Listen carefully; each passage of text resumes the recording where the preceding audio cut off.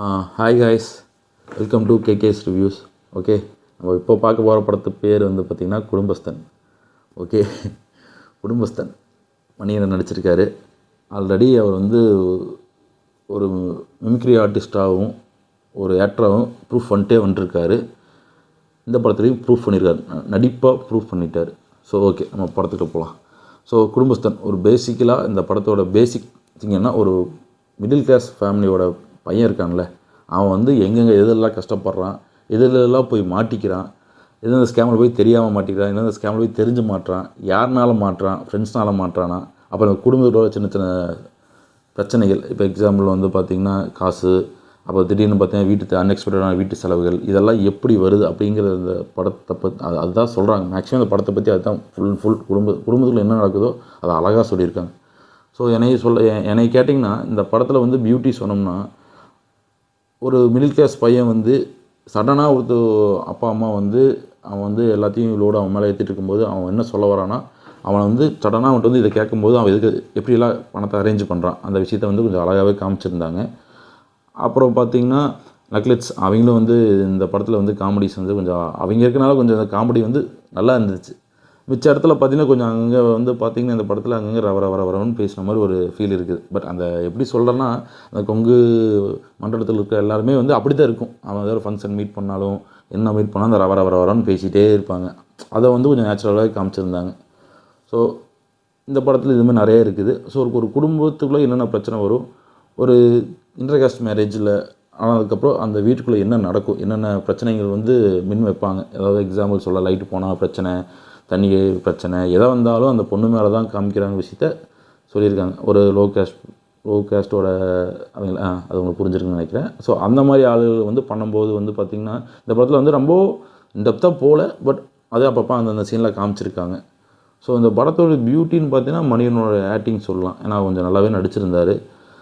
அதுக்கேற்ற மாதிரி ஹீரோயின் வந்து கொஞ்சம் மெச்சூர்டாகவே நடிச்சிருந்தாங்க. எப்படி சொல்கிறேன், புதுமுகம் தான். ஏன்னா கொஞ்சம் இவருக்கு ஈக்குவலாக வந்து மெச்சூர்டாக கூட நடிச்சுட்டு எந்தெந்த இடத்துல வந்து ஏதாவது பேசணும், ஏதாவது பேசக்கூடாது அப்படின்னு நல்ல விஷயத்த பண்ணியிருந்தாங்க. அப்புறம் மணியனோட மாமா ஒருத்தர் வருவார். அவர் உங்களுக்கு நல்லாவே தெரியும். அவர் உங்களுக்கு ஜிகிருதண்டா படத்தை பார்த்துருந்தாவே உங்களுக்கு தெரிஞ்சிருக்கும் அவரோட ஆக்டிங் ஸ்கில் எப்படி இருந்திருக்குன்னு. அதே மாதிரி இதில் சில விஷயத்த பண்ணுறாங்க, நல்லாவே இருக்கும். பட் இதில் பர்சனலாக இந்த படத்தில் நிறையா விஷயம் எல்லாத்துக்குமே கனெக்ட் ஆகும். ஒவ்வொரு ஆஃபீஸ்லேயும் பார்த்திங்கன்னா ஒரு சொம்பு இருப்பாங்க. எம்டி வந்து அது தப்புன்னு சொன்னால் ஆமாம் தப்புன்ட்டுருவாங்க, அடுத்த செகண்ட் கரெக்டுன்னா கரெக்டுன்ட்டுருவாங்க. அந்த மாதிரி சொம்பு இருக்கிறங்கிற சீனை வந்து அவங்க மாமாவை கனெக்ட் பண்ணி சொல்லியிருப்பாங்க. சில சீனில் பார்த்தீங்கன்னா மணியன் வந்து சில ஆஃபீஸில் ஆள் இருப்பாங்க. இப்போ நம்ம லைஃப்பில் ஒத்து போகணும்னு வச்சுங்களேன், நம்ம தப்பே பண்ணியிருந்தாலும் கரெக்டாக பண்ணியிருந்தாலும் தப்புன்னு சொன்னால் ஏற்றுக்க மாட்டோம். அந்த மாதிரி கேரக்டர்ஸ் நிறையா பேர் இருக்காங்க. ஸோ அந்த மாதிரி சுச்சுவேஷன்லாம் எப்படி ஹேண்டில் பண்ணுறாங்க ஹீரோ, அதை பற்றி தான் படம் ஃபுல்லாகவே இருக்குது. காமெடிஸ், ஏன்னா என்னையை பொறுத்தவரைக்கும் நான் கொஞ்சம் மூஞ்சி சுருக்கி விஷயம் இருந்துறீங்களா, வரன்னு ஒரு 10 ஒரு 20 நிமிஷம் பற்றி தொடர்ந்து வரன்னு பேசிகிட்டு இருக்க மாதிரி இருந்துச்சு.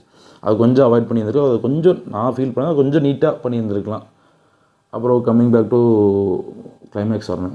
மெயின் அந்த கிளைமேக்ஸ் ஒரு நிமிஷம் நினைக்கிறேன். எக்ஸாக்டாக சொல்ல போனால் 30 to 40 செகண்ட் நினைக்கிறேன். மணியன் ஒன்று பேசியிருப்பார், மஸ்ட் வாட்ச், தேட்டருக்கு போய் பாருங்கள். அதை உண்மையானுமே ஒவ்வொரு மிடில் கிளாஸ் பையனோட ஃபீலிங் தான் அதாக இருக்கும். கண்டிப்பாக பாருங்கள். இந்த படத்தில் பார்த்திங்கன்னா மியூசிக் அதுவும் பெருசாக நம்மளுக்கு ஒத்து வரல. ஏன்னா நம்மளுக்கு கனெக்ட் ஆகியிருந்தால் தெரிஞ்சிருக்கும். நம்மளுக்கு கனெக்ட் ஆகிற ஒரே விஷயம் என்னென்னா, நம்ம படுற கஷ்டமும் அதை சொல்லியிருப்பாங்க. இப்போ இந்த கிளைமேக்ஸ் சீன், இந்த 2 மட்டும் நல்லாவே கனெக்ட் ஆகும்.